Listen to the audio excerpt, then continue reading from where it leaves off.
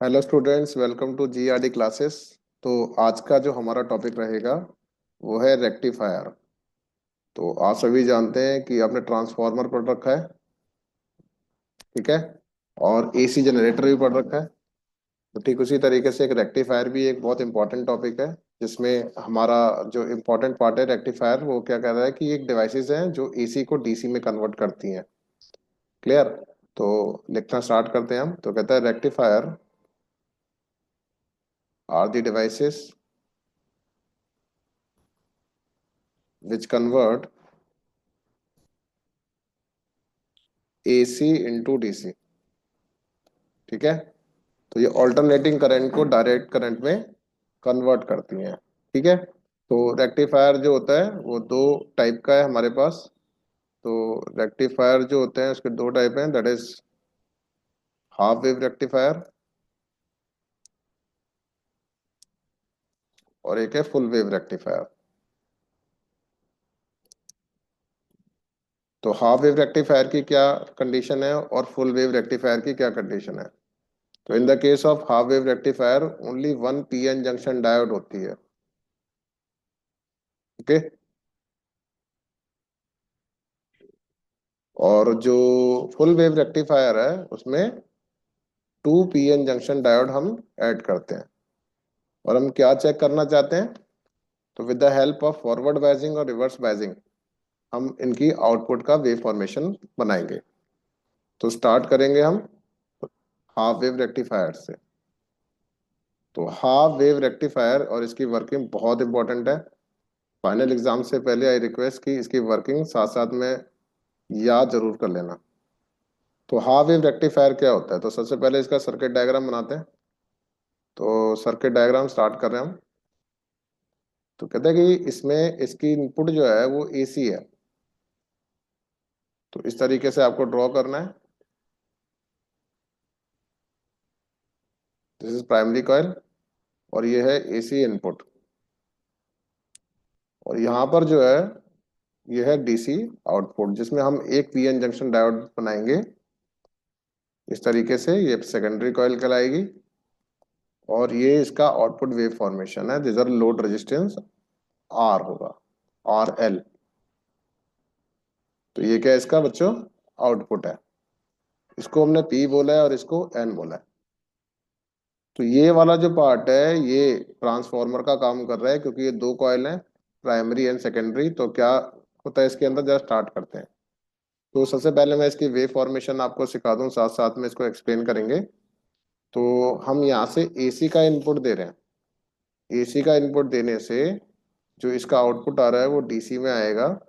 तो ये है एसी साइकिल, जिसमें ये इस तरीके का वेव फॉर्मेशन बना रही है। ओके। तो दिस इज एसी इनपुट है।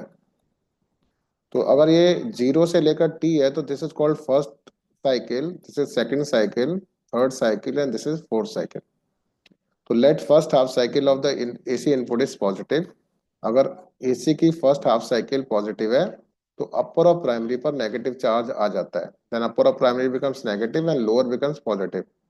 तो बाय म्यूचुअल इंडक्शन, ये दो कॉइल हैं तो म्यूचुअल इंडक्शन के कारण अपर और सेकेंडरी पे पॉजिटिव चार्ज आ जाएगा और लोअर पे नेगेटिव चार्ज आ जाएगा। ऐसा होने से ये जो पॉजिटिव चार्ज है पी साइड से कनेक्टेड है डायोड के। तो आपको एक आउटपुट ऑब्टेन होगा और ये जो ऑब्टेन हुआ आपका आउटपुट वो इस तरीके का होगा।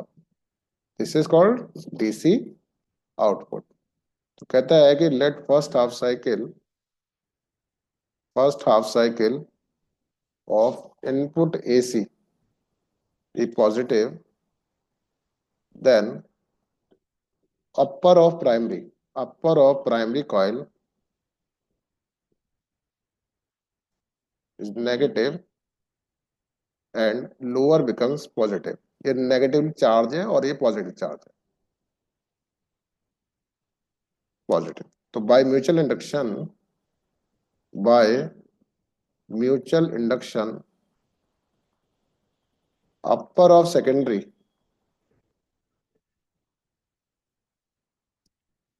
becomes positive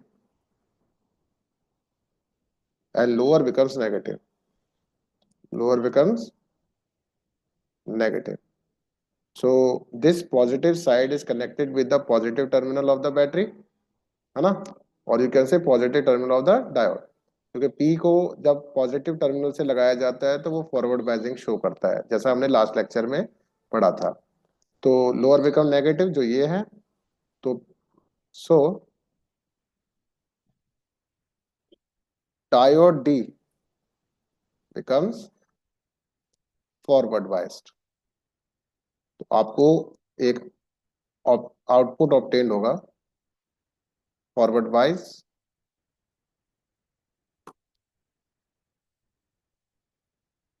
so we have an output. Now for the next half cycle, for the next half cycle, अब जो नेक्स्ट हाफ साइकिल है हमारे पास वो कैसी है, नेगेटिव है एसी की, ध्यान से देखेंगे ये है एसी की नेगेटिव साइकिल, और ये है पॉजिटिव, ये है नेगेटिव, इस तरीके से पॉजिटिव नेगेटिव साइड जो है चलती चली जाएगी। तो for the next half cycle of input AC be negative, then upper of primary becomes, अब यहाँ पर कौन सा चार्ज आ जाएगा, जैसे ही नेगेटिव साइकिल स्टार्ट होगी तो यहाँ पे पॉजिटिव चार्ज आ जाएगा, नीचे नेगेटिव चार्ज आ जाएगा, प्राइमरी के म्यूचुअल इंडक्शन के कारण यहाँ पर नेगेटिव चार्ज आ जाएगा और सेकेंडरी के लोअर पार्ट पे पॉजिटिव चार्ज आ जाएगा। अब हम क्या देखते हैं कि ये जो नेगेटिव चार्ज है ये पी से कनेक्टेड है, तो इसका मतलब है ये पीएन जंक्शन के अगर पी साइड से नेगेटिवली चार्ज है तो ये रिवर्स बाइजिंग होगी, तो आपको आउटपुट ऑब्टेन नहीं होगा। तो ठीक उसी तरीके से for the next half cycle of the input AC we negative, then upper of primary becomes positive and lower becomes negative.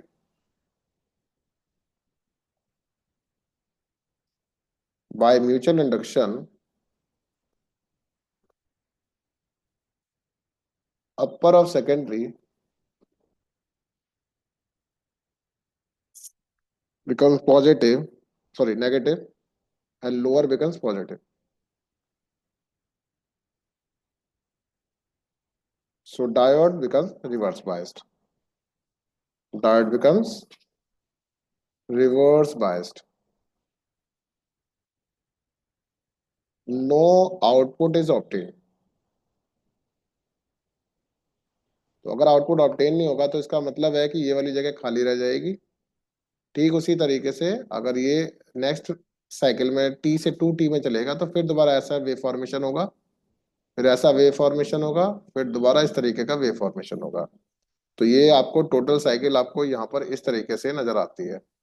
तो आई रिक्वेस्ट कि ये वाला जो हाफ वेव रेक्टिफायर है इसका वेव फॉर्मेशन तो जरूर याद करना है, और इसके अलग अलग मार्क्स हैं, एक मार्क्स का वेव फॉर्मेशन है, एक मार्क्स की इसकी थ्योरी है, और इसका एक मार्क्स का सर्किट होगा। तो आई रिक्वेस्ट कि ये जो हाफ वेव रेक्टिफायर है आपको बिल्कुल अच्छे से क्लियर होना चाहिए। Thank you very much.